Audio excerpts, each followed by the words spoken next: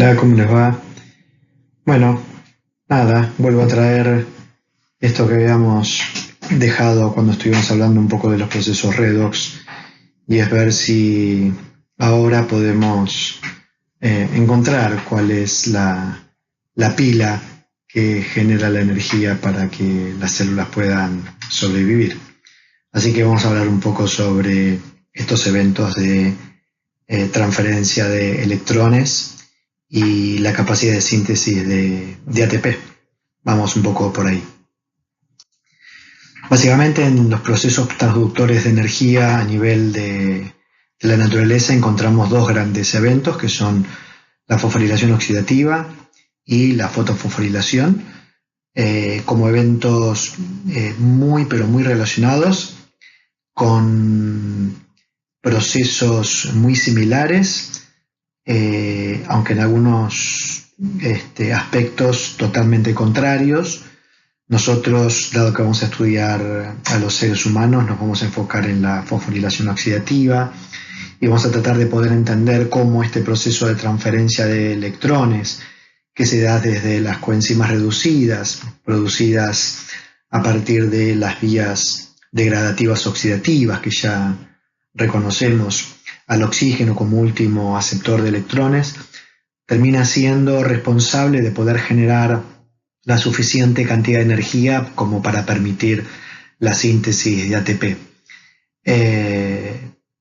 el caso de la fotofosforilación que ocurre en los organismos autótrofos y básicamente aquellos organismos que tienen la capacidad de poder generar ATP a través de la luz, utilizan sistemas que son prácticamente similares, nada más que en este caso, y lo digo solamente como un comentario, ellos utilizan agua y generan oxígeno como producto, ¿sí? Un proceso que ocurre a nivel de los cloroplastos, a diferencia de lo que ocurre en la fosforilación oxidativa a nivel de las mitocondrias, y que de alguna manera tienen un origen bastante común posiblemente desde el punto de vista evolutivo. Vamos a hablar de la fosforilación oxidativa como un proceso de síntesis de ATP impulsada por el proceso hexagonal de transferencia de electrones desde las coenzimas reducidas al oxígeno. Sabemos que eso ocurre en las mitocondrias, razón por la cual me parece que es bastante interesante hablar de algunos aspectos respecto de estas mitocondrias. Estos orgánulos de doble membrana, con una membrana mitocondrial externa muy parecida a la membrana plasmática, y una membrana mitocondrial interna de una superficie mucho mayor, por eso se generan las estructuras que reconocemos como crestas, con características muy muy distintivas, una membrana prácticamente impermeable a todo, con una carga proteica realmente importante, en un rato lo vamos a observar, mitocondrias que como podemos observar en este video, en donde las mitocondrias las coloreamos con una molécula que florece en verde, hay en enorme cantidad en una célula, y que inclusive presenta dinámicas muy particulares. Si uno hace detalle en este video en imagen, observa mitocondrias alargadas, mitocondrias que se fusionan, mitocondrias que se acortan. Hablando un poco de las mitocondrias, en principio las mitocondrias, las evidencias más fuertes definen su origen en un proceso endosimbionte, en donde un procarionte inferior, una arqueobacteria, posiblemente ha hecho a través de diferentes mecanismos, sin necesidad de discutirlo, la capacidad de generar una simbiosis con alguna otra arqueobacteria, de tal manera que en ese proceso simbiótico se generó este orgánulo que finalmente reconocemos como mitocondria, y que inclusive a partir de organismos fotosintéticos que también generaron simbiosis con algunas de estas células muy primitivas, quizás los primeros esbozos de células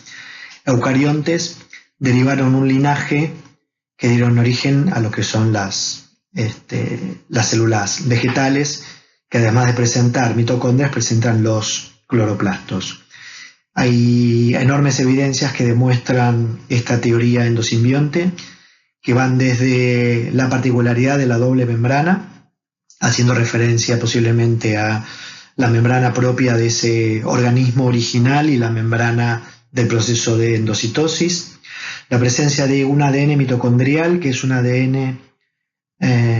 funcional, es decir, que presenta genes, son 37 genes los que están codificados en el ADN mitocondrial, genes que codifican para los ARN, 20 y pico de ARN de transferencias, un par de ARN ribosomales y para proteínas que conforman parte de lo que hoy vamos a estudiar como cadena respiratoria. Un ADN mitocondrial que ha sido muy útil en los procesos de tracking y rastreo de evolución de humanos, dado que la mitocondria básicamente es materna y entonces se puede seguir a través de la secuencia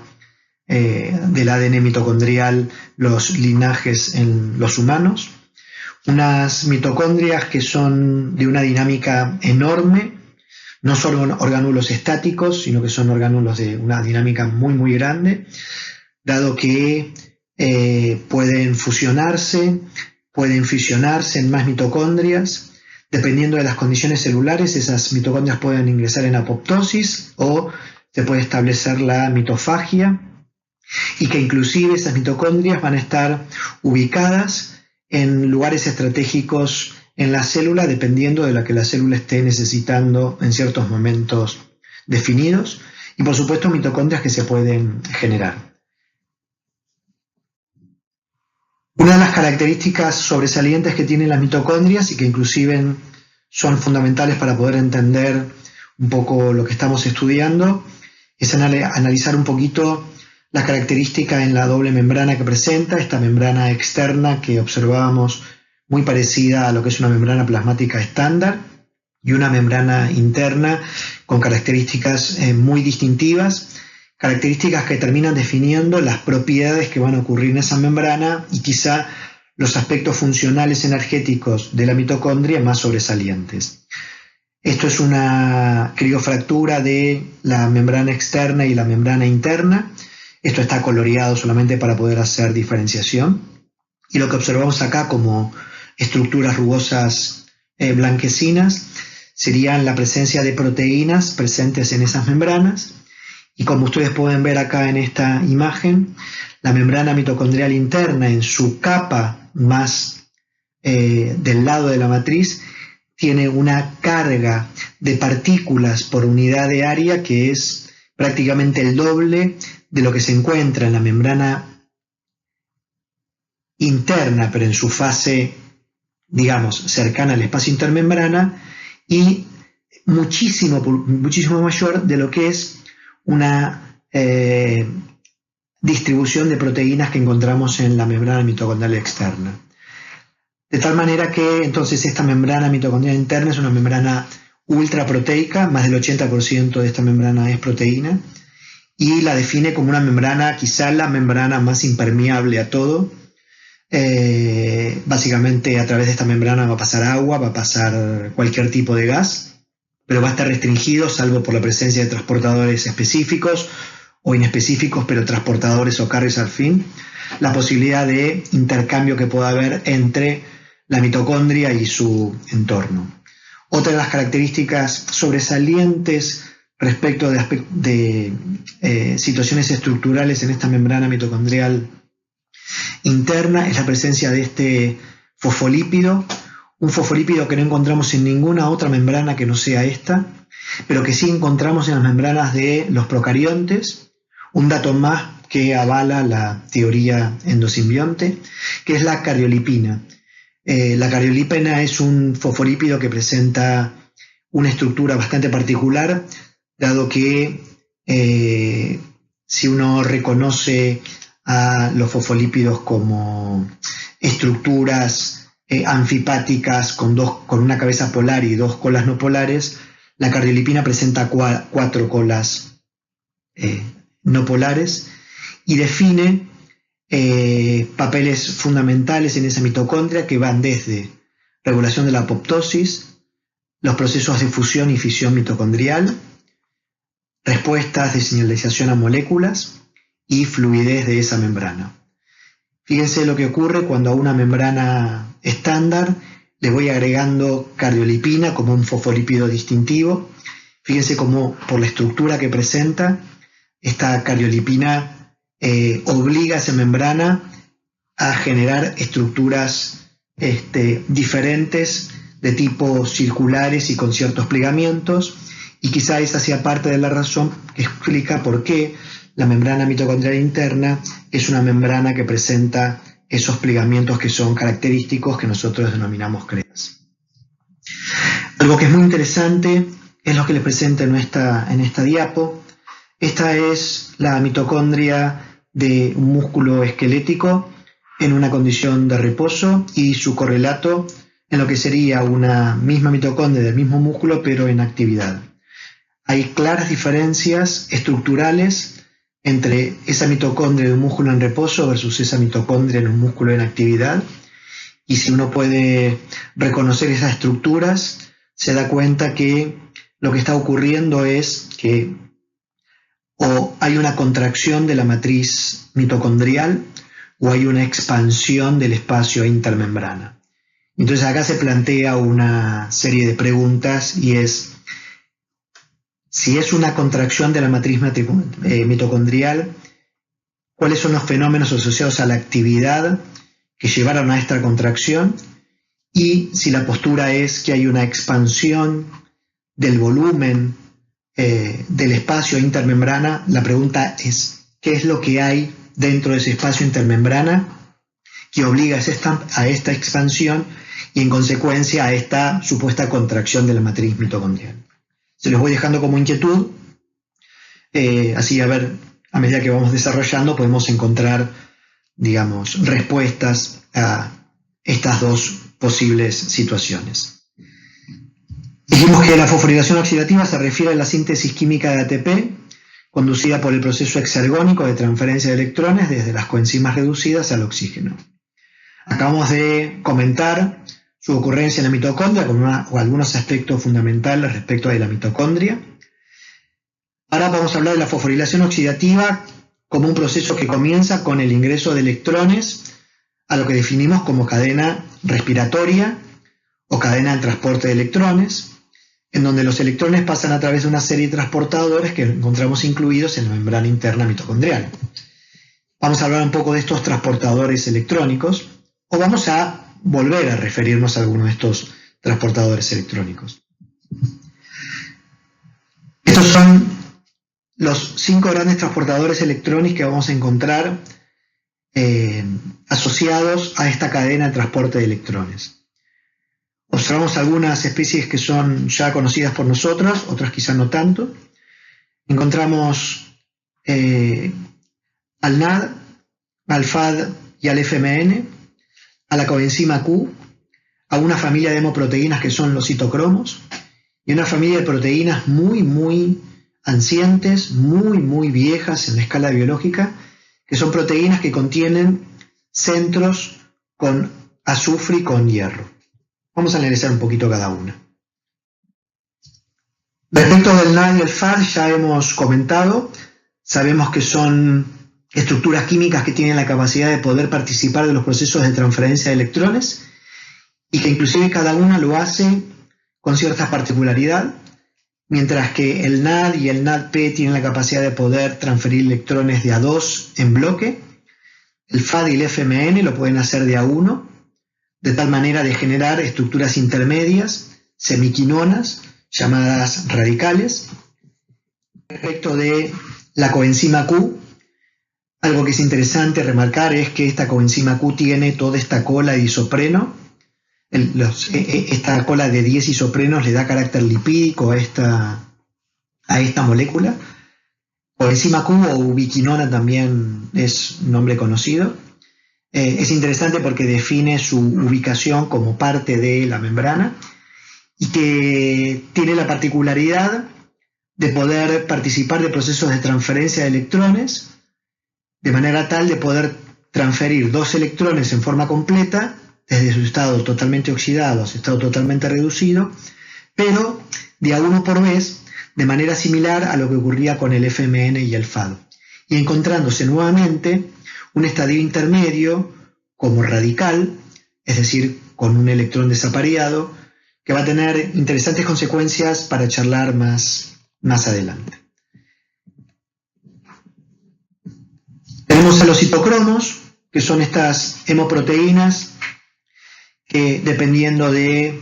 el tipo de hemo y cómo se asocia con la parte proteica, definirá toda una familia de citocromos que reconocemos con letras A, B, C y subtipos en tal caso, y en donde el hierro es el punto central de los procesos de transferencia de electrones. Ya hemos comentado esta característica que presenta el hierro de poder pasar de hierro oxidado a hierro reducido y en este sentido permitir la transferencia de un electrón.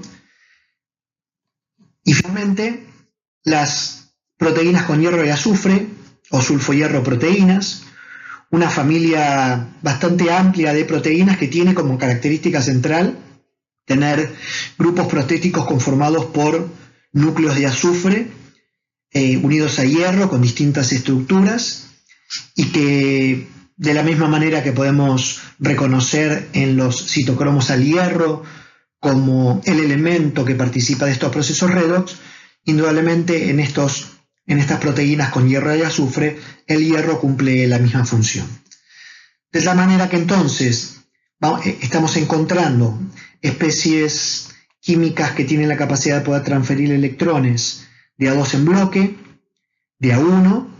o de A2, pero pudieron ser secuencialmente de A1. Volviendo a algunos conceptos que hemos charlado, nosotros sabemos que podemos definir el flujo en un proceso de transferencia de electrones reconociendo los potenciales redox que presentan las especies,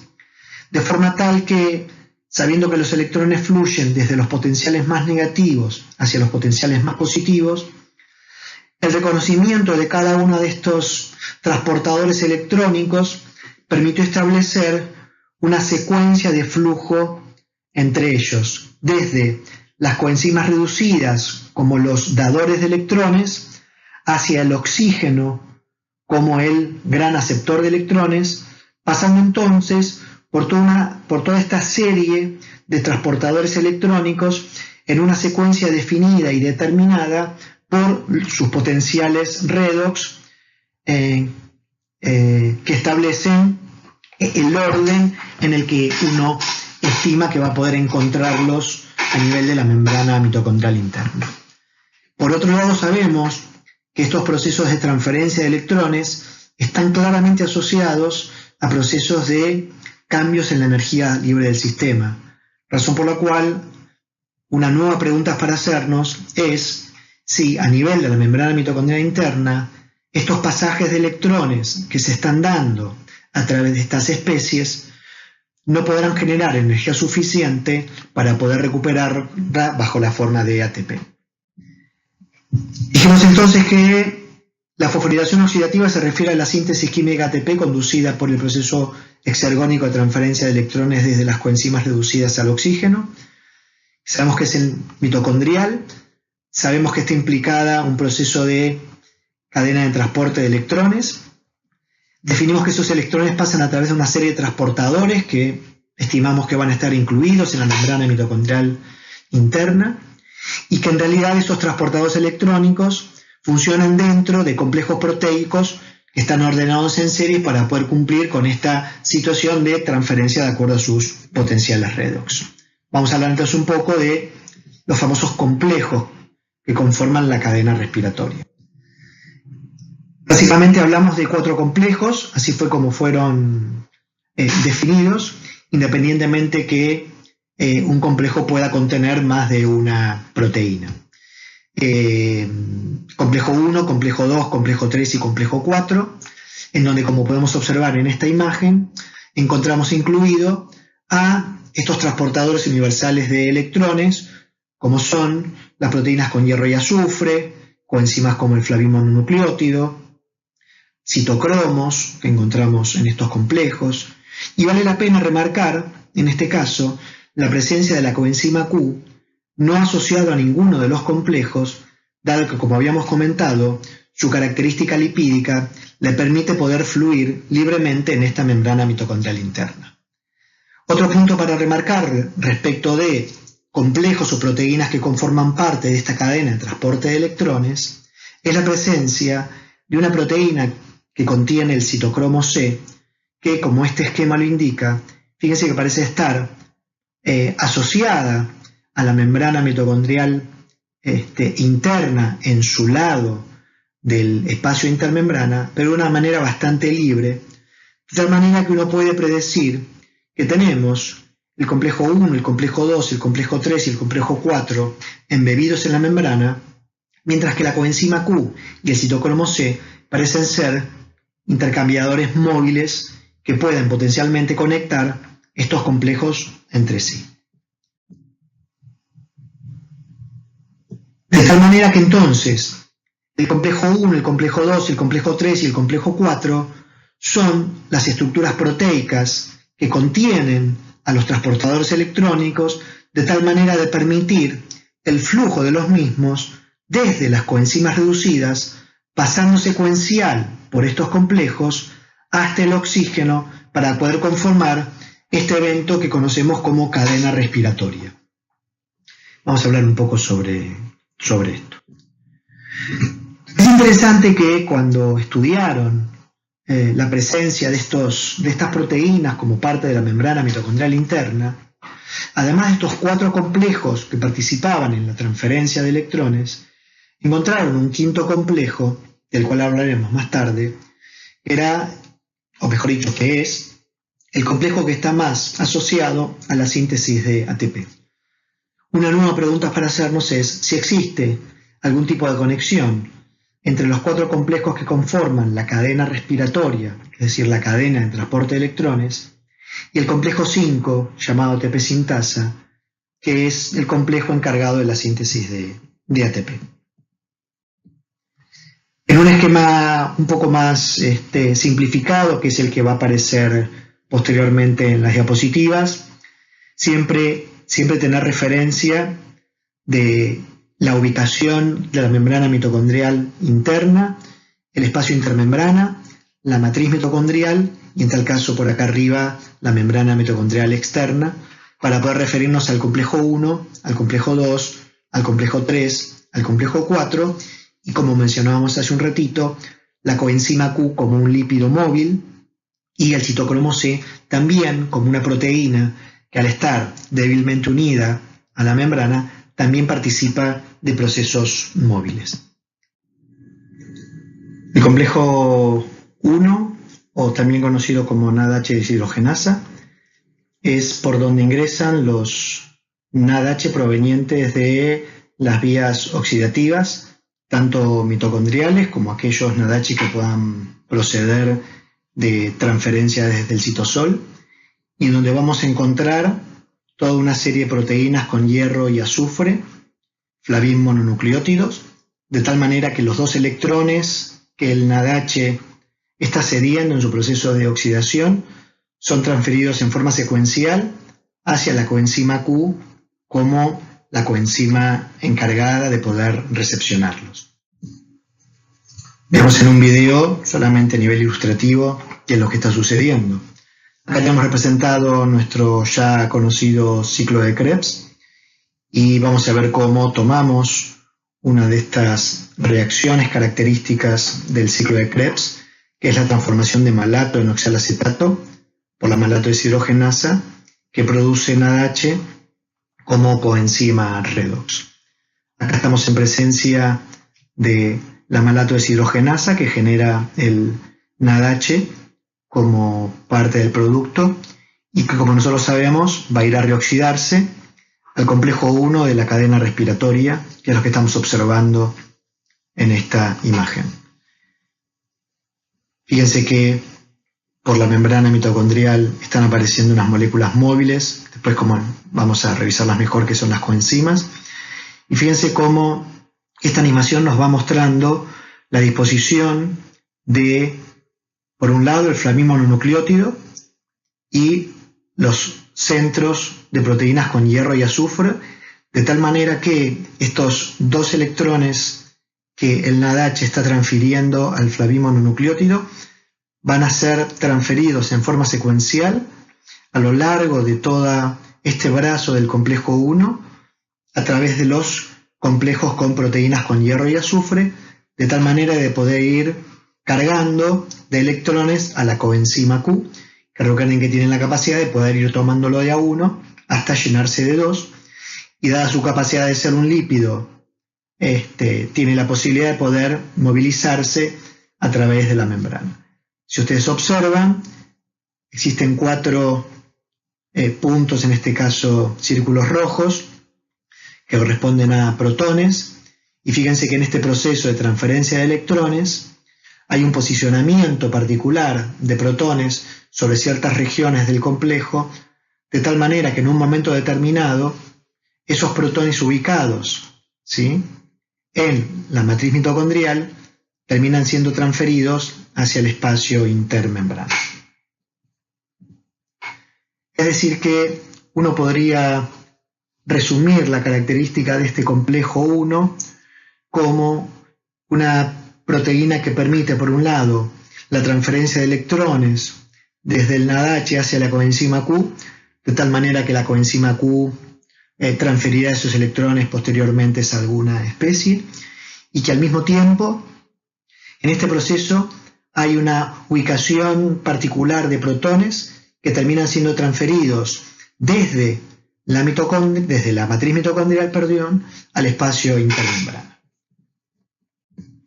El complejo 2 es succinato deshidrogenasa. Y cuando alguien dice succinato deshidrogenasa, piensa, ¿estamos hablando de Krebs? Y la respuesta es sí, estamos hablando de Krebs. La succinato deshidrogenasa es una de las enzimas del ciclo de Krebs y tiene una ubicación particular que es, en vez de ubicarse en la matriz mitocondrial, la encontramos unida a la membrana mitocondrial interna. La razón que pueda explicar esta ubicación tan definida es que contiene FAD como grupo prostético, y dado que el FAD es un grupo prostético y no tiene capacidad de estar libre como lo hizo el NADH,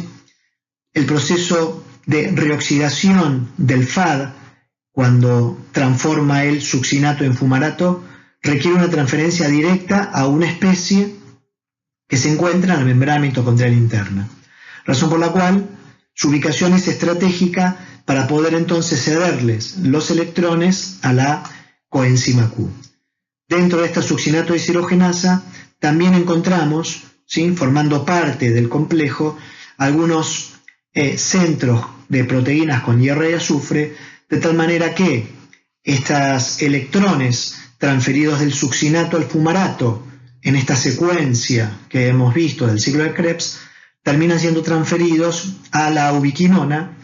y entonces la ubiquinona o la coenzima Q parece ser una especie particular que permite la recepción de electrones no solamente del complejo 1, sino también del complejo 2, e inclusive de cualquier otro conjunto de proteínas que, al tener FAD como grupo prostético, deben ubicarse estratégicamente en las cercanías de la coenzima Q para poder transferirle esos electrones.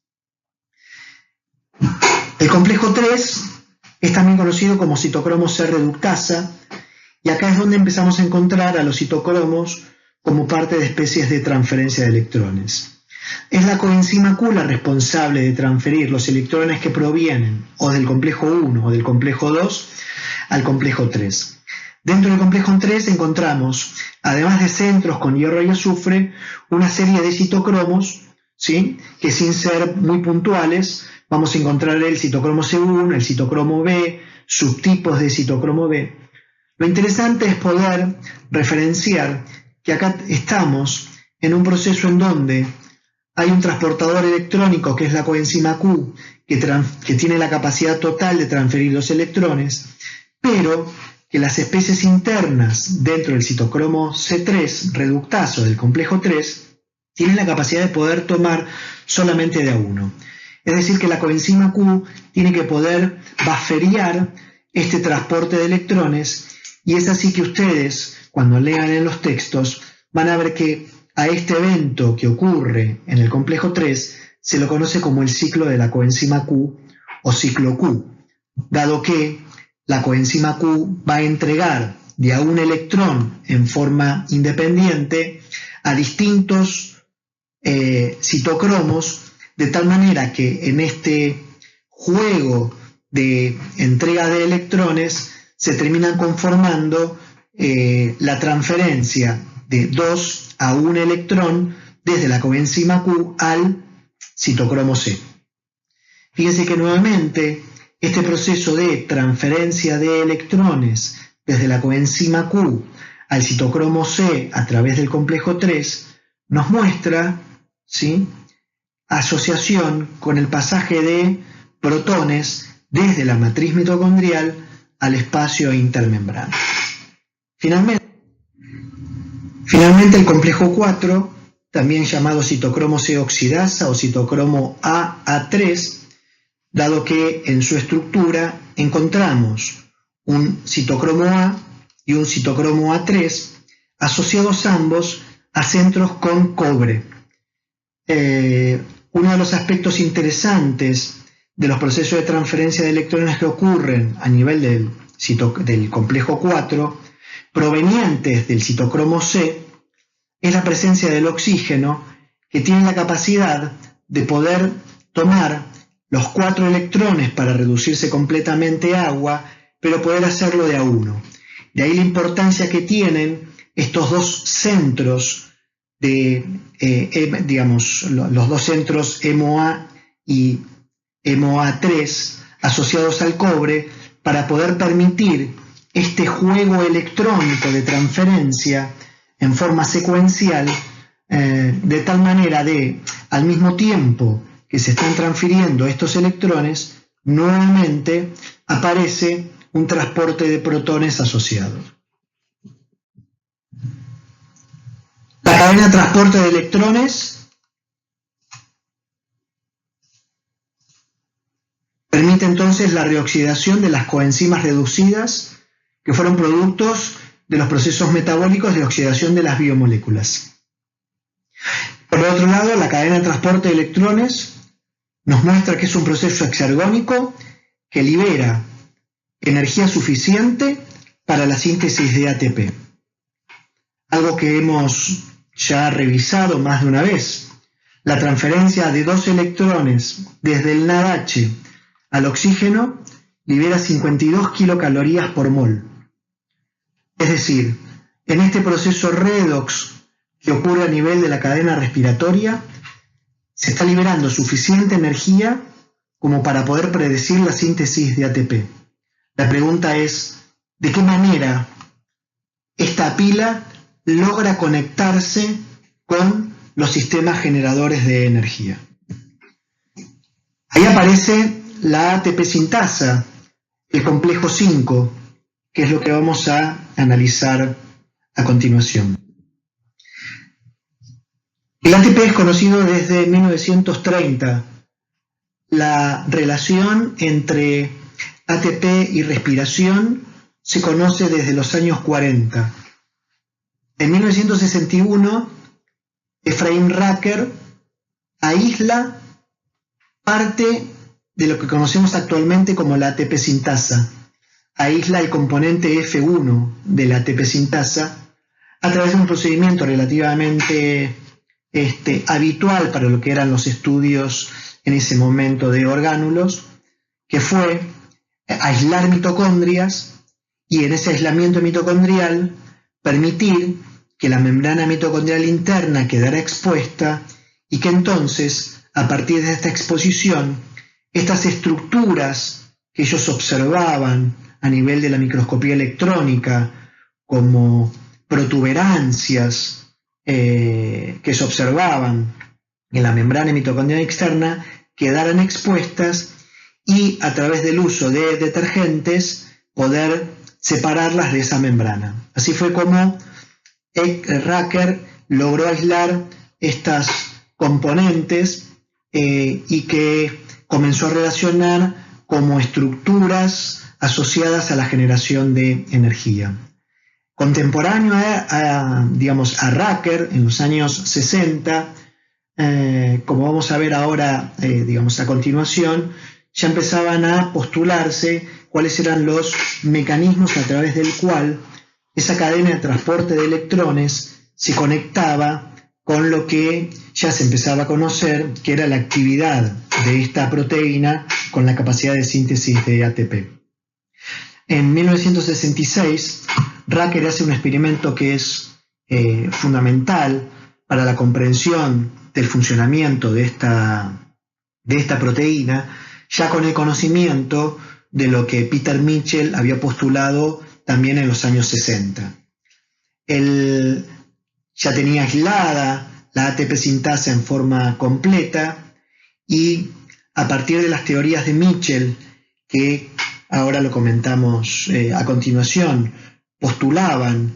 una fuerza dominada por los protones, él logra construir un sistema artificial para demostrar cómo es que esta proteína funcionaba. Él aísla una proteína bacteriana que actúa como un canal para protones, y ese canal para protones se estimula por la luz, de tal manera que él construyó un compartimento liposomal en donde ancló a esta bomba de protones bacterianas estimulada por la luz y ancló también a su proteína en estudio, que era la de síntesis de ATP, porque en ese momento el postulado era que la síntesis de ATP tenía que ver con gradientes de protones. Y básicamente lo que hizo fue, en este sistema artificial conformado por esta bacteria rodopsina estimulada por la luz, que funcionaba como un canal para protones, él demostró que cuando estimulaba con la luz y de esa manera se abría este canal, este ingreso de protones al espacio interno de este liposoma era necesario para permitir la síntesis de ATP. Esto lo observó en un simple gráfico, y es que a medida que iluminaba a su sistema generaba ATP. La fosforilación oxidativa dijimos que se refiere a la síntesis química de ATP conducida por el proceso exergónico de transferencia de electrones desde las coenzimas reducidas al oxígeno.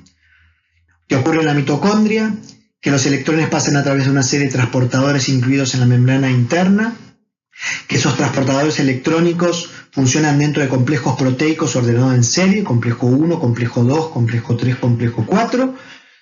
que a su vez se encuentran conectados por la coenzima Q y el citocromo C como transportadores móviles, que esta cadena de transporte de electrones es un proceso exergónico que libera energía suficiente para la síntesis de ATP, y que existe una translocación de protones desde la matriz mitocondrial al espacio intermembrana, que de alguna manera fuimos definiendo a medida que fuimos analizando estos procesos de transferencia de electrones. Cada vez que nosotros observamos el pasaje de electrones, hacíamos mención en el complejo 1, en el complejo 3 y en el complejo 4 de que estos pasajes de electrones implicaban también el pasaje de protones desde la matriz mitocondrial al espacio intermembrana. Hicimos referencia a cómo en el complejo 1, cuando este brazo se cargaba de electrones, eso empujaba a protones ubicados en sitios específicos a que sean transferidos de la matriz al espacio intermembrana. Hemos comentado cómo la coenzima Q, a través de su capacidad de poder transferir de a un electrón, permitía que existieran transferencias de protones desde la matriz mitocondrial al espacio intermembrana. Y hemos comentado cómo esos procesos de transferencias secuenciales de electrones desde el citocromo A al citocromo A3, utilizando los complejos asociados al cobre, también permitía la apertura de canales de transferencia de protones. De tal manera que lo que nosotros estamos observando es que a medida que ocurre la transferencia de electrones, se produce el bombeo específico de protones a nivel del complejo 1, a nivel del complejo 3 y a nivel del complejo 4. Y definimos bombeo porque habíamos referido al principio que la membrana mitocondrial interna es una membrana impermeable prácticamente a toda molécula, salvo agua y gases. En 1961, Peter Mitchell postula la teoría quimiosmótica mitocondrial. Recuerden que en 1961 ya Racker había logrado aislar la F1, la fracción F1 de lo que ahora conocemos como la ATP sintasa. Este es uno de sus trabajos originales, este es el título de otro de sus trabajos originales, en donde él comienza a referir y a postular de qué manera es que se sintetiza ATP. La síntesis de ATP a nivel mitocondrial tuvo a los bioquímicos durante mucho tiempo en vilo, en función de que todos apostaban a que el ATP se sintetizaba de una manera química clásica, es decir, a través de una reacción en donde estequiométricamente las cosas resultaban desde un punto de vista químico muy sencillo. Tanta cantidad de B más tanta cantidad de C da tanta cantidad de X. Ellos observaban que cuando analizaban los rendimientos energéticos no seguían las leyes de la química. Y entonces algún grupo, entre los que se encontraba Mitchell, entre los que se encontraban Racker, entre los que se encontraban Boyle y otros investigadores, empezaron a observar algunos otros eventos de la naturaleza en donde la energía funcionaba a través de la generación de gradientes. Y esto es lo que Mitchell postuló como parte de lo que se conoce como la teoría quimiosmótica, que termina siendo en realidad la forma en que la naturaleza diseña la estrategia de síntesis de ATP a nivel mitocondrial. Mitchell lo que postula es que se genera un gradiente de protones a nivel del espacio intermembrana y que este gradiente de protones, generado a través del pasaje de electrones por los complejos 1, 2, 3, 4, genera una fuerza protomotriz, es decir, una fuerza dominada por un cambio de pH que hay entre la matriz y el espacio intermembrana, por, la transferencia de protones, y es esa fuerza protomotriz la que puede ser entonces recuperada como energía bajo la forma de ATP. Los postulados de Mitchell, esto es solamente a modo informativo, definían que el transporte de electrones a través de la cadena respiratoria se encuentra asociado al transporte de protones desde la matriz al espacio intermembrana,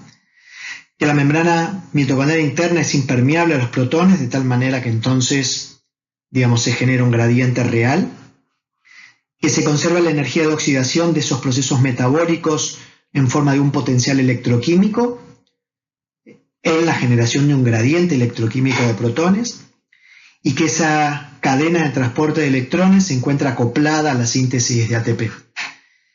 El flujo de protones a favor de su gradiente electroquímico proporciona entonces la energía libre necesaria para la síntesis de ATP. Es decir que estos protones que son bombeados desde la matriz mitocondrial a nivel del complejo 1, a nivel del complejo 3 y a nivel del complejo 4, vuelven únicamente a través de la ATP sintasa, y es esta vuelta a favor de ese gradiente lo que permite la utilización de la energía para la síntesis de ATP. Este potencial químico, esta delta de pH que se establece entre la matriz y el espacio intermembrana, este potencial eléctrico, dado que los protones tienen carga negativa, son el fundamento que define a la famosa fuerza protón motriz, que es la que conduce la síntesis de ATP. Volviendo a esta diapo en donde nosotros observamos esta característica distintiva en dinámica de una mitocondria, de un músculo en reposo versus la misma mitocondria del músculo en actividad, ahora sí podemos reconocer la razón por la cual, cuando este músculo entra en actividad, encontramos este cambio tan marcado a nivel de la matriz y del espacio intermembrana. Podemos concluir entonces que no es que hay una contracción de la matriz mitocondrial, sino que en este proceso de actividad muscular lo que estamos observando es cómo esta transferencia de electrones genera este gradiente de protones que va cargando y va llenando al espacio intermembrana de protones, porque son esos protones lo que entonces la mitocondria utilizará para poder sintetizar ATP. Es decir, que lo que está de alguna manera llenando todo este espacio que observamos acá en blanco son protones. En 1997, Paul Boyer y John Walker reciben el premio Nobel en función de sus trabajos sobre la ATP sintasa. La ATP sintasa es este complejo proteico conformado básicamente por dos componentes. Este componente que protruye, que es lo que Racker purificó en los años 60, que aparece en las microfotografías electrónicas como una protuberancia tipo bolita, que está conectada a través de un tallo con una estructura llamada F0, o mejor dicho FO, o de oligomicina, dado que esta subunidad es sensible al antibiótico oligomicina, y que es finalmente la estructura proteica encargada de la síntesis de ATP. De tal manera que los protones acumulados en el espacio intermembrana son transferidos a través de la subunidad FO, y en esa transferencia se producen cambios conformacionales que permiten entonces a la subunidad F1 actuar como enzima de síntesis de ATP. El gradiente de protones, la energía contenida en el gradiente de protones, es la energía que utiliza la ATPasa para poder sintetizar ATP. Ellos demostraron, parte de su premio Nobel tiene que ver con este experimento, un experimento interesantísimo, donde ellos demuestran que esta enzima trabaja como si fuera un motor molecular. La imagen que estamos observando es una imagen original de sus experimentos, en donde ellos anclan a la subunidad F1 y el tallo a un filamento de actina, hacen funcionar a través de un sistema generador de protones, y eso se observan cómo, digamos, la molécula gira a través de su eje, y la única explicación posible a este movimiento circular es que indudablemente esa molécula esté funcionando como si fuera un rotor. De tal manera que ellos observan que al mismo tiempo esta subunidad F1 tiene la capacidad de poder trabajar en tres fases en forma continua, dado que tiene tres sitios. Un sitio para poder, digamos, un momento, mejor dicho, un momento en donde une ADP más fósforo, otro momento en donde se está formando el ATP y un tercer momento en donde el ATP es liberado. ¿Sí? Lo podemos observar en este esquema representativo, cómo la subunidad F0 funciona como un rotor que gira como consecuencia del pasaje de protones del espacio intermembrana a la matriz mitocondrial, y cómo ese giro de ese rotor mueve, ¿sí?, el tallo, que altera la estructura de la subunidad F1 de tal manera de permitir al mismo tiempo esos tres procesos que estábamos comentando, para la síntesis de ATP.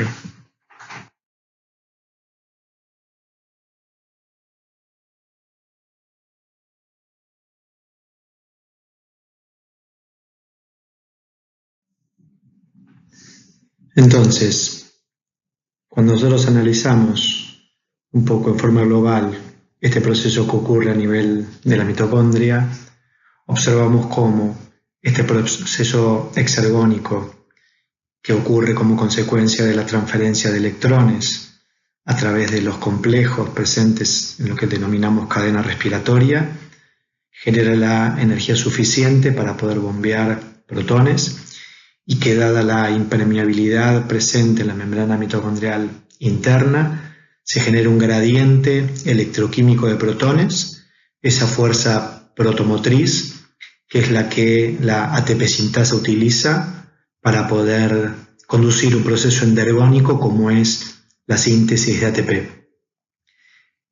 Analizando algo mucho más cotidiano,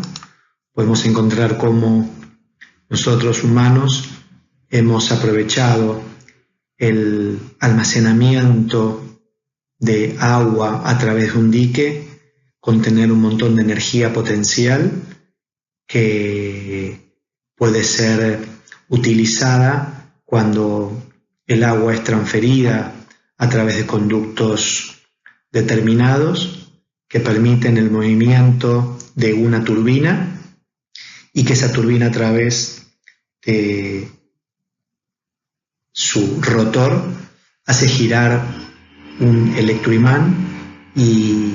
es ese electroimán el responsable de poder transformar toda esa energía cinética que se obtiene por el movimiento de la turbina en energía eléctrica.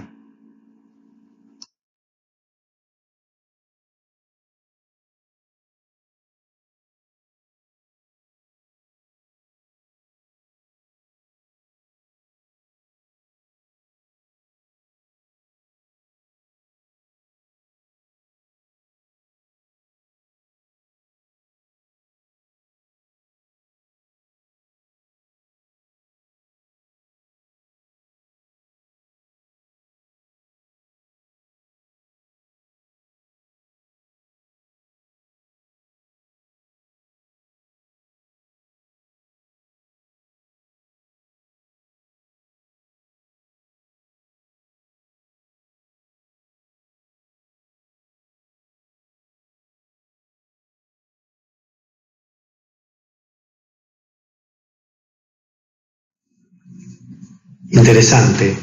esta comparación entre la estrategia de obtención de energía que tiene una mitocondria a través de la generación de un gradiente y la obtención de energía en una central hidroeléctrica a través de la acumulación de energía bajo la forma de agua y el movimiento de motores.